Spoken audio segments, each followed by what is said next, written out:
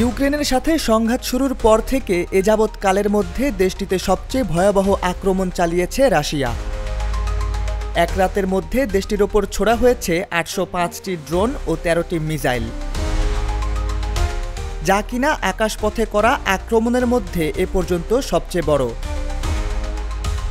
ইউক্রেনের বিমান বাহিনীর বরাত দিয়ে ৭ সেপ্টেম্বর এ খবর প্রকাশ করেছে টাইমস অফ ইসরায়েল।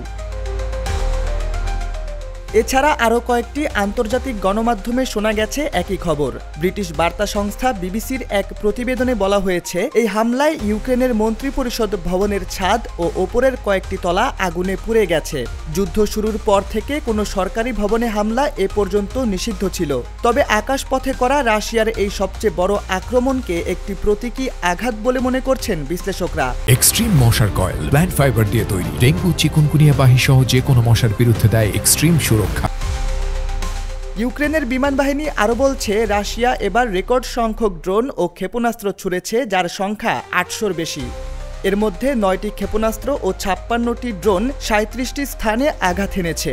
এই ঘটনার পর মিত্র দেশগুলোর কাছে সাহায্যের আবেদন করেছে ইউক্রেনের প্রেসিডেন্ট জেলেনস্কি। হামলার পর তিনি মন্তব্য করেছেন, এটি রাশিয়ার একটি ইচ্ছাকৃত অপরাধ ও যুদ্ধ দীর্ঘায়িত করার কৌশল।